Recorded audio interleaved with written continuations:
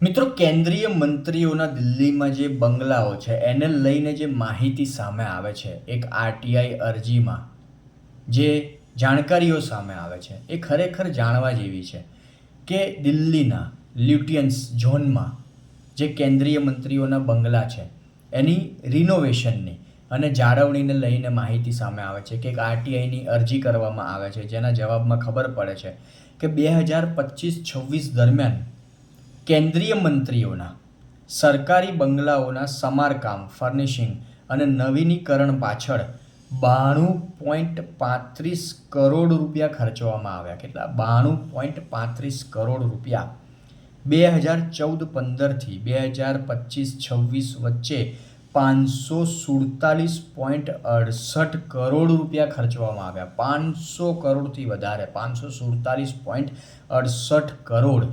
કેટલી મોટી રકમ કહેવાય નહીં? આ બધા ખર્ચાઓને લઈને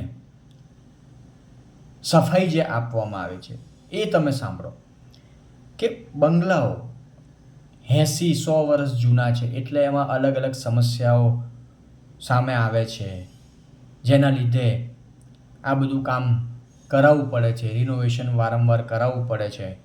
અને એક મુદ્દો જે મોંઘવારીની વાત અહીંયા થાય છે કે જે જવાબ સામે આવે છે આરટીઆઈની અરજીમાં કે મોંઘવારીના કારણે પણ ખર્ચ વધારે થયો છે. હવે તમે વિચારો કે મોંઘવારી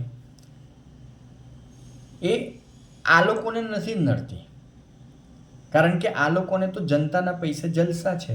તમારા અને મારા ટેક્સના રૂપિયા આપણે ડગલે ને પગલે ટેક્સ ભરીએ છીએ, એ પૈસો આ લોકોની સુખ સુવિધામાં વપરાય છે. આ લોકોને ક્યાં તકલીફ પડવાની? જલસા છે. મોંઘવારી આ લોકોને નથી નડતી. બસ મોંઘવારી દેશની સામાન્ય જનતા માટે છે.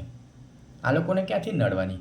અને દેશની સામાન્ય જનતા જ્યારે બેરોજગારી ઉપર વાત કરે, સવાલ કરે, મોંઘવારી પર કોઈ મુદ્દો ઉઠાવે કે કોઈ પણ મુદ્દા પર વાત કરવામાં આવે દેશની સામાન્ય જનતા દ્વારા, તો આ લોકો જ્ઞાન પીરસે.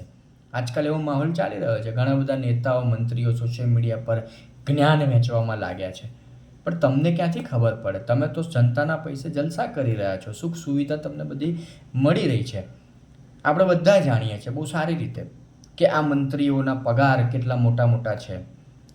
એ પગારને લઈને પણ આ શું તીર મારે છે? મતલબ એ પગાર આ લોકો આટલો મોટો મોટો લે છે, એ પગારને લઈને આ લોકો શું તીર મારે છે? ક્યાં આ લોકોની લાઈફમાં એક કહેવાય ને સ્ટ્રેસ, તણાવ, આ બધી વસ્તુ છે.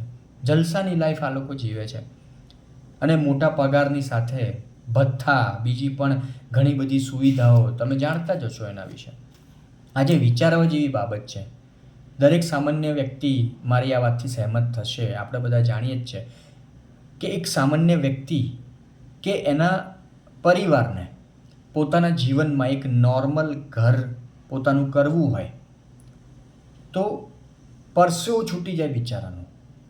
અને એ મકાન કે ઘર લેવા માટે જો લોન કરાવવાની વાત હોય, લોન વગર તો બિચારો સામાન્ય વ્યક્તિ ક્યાં પોતાનું મકાન, ઘરનું ઘર લઈ શકવાનો?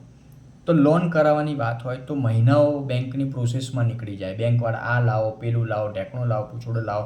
અને એમાં પણ બેંકની પ્રોસેસિંગ ફી જે પ્રમાણે લોનની અમાઉન્ટ હોય એ પણ 5,000, 10,000, 15,000 સુધીનો આંકડો હોય છે.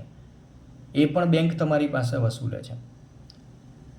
અને મકાન લઈ પણ લે કોઈ સામાન્ય વ્યક્તિ, થોડું જોખમ લઈ લે કે પોતાનું ઘરનું ઘર થઈ જાય એવું વિચારીને, તો ઓલમોસ્ટ એ વ્યક્તિની અડધા ઉપરની જિંદગી લોનના હપ્તા ભરવામાં નીકળી જાય. દરેક સામાન્ય વ્યક્તિ મારી આ વાતથી 100% સહેમત થશે.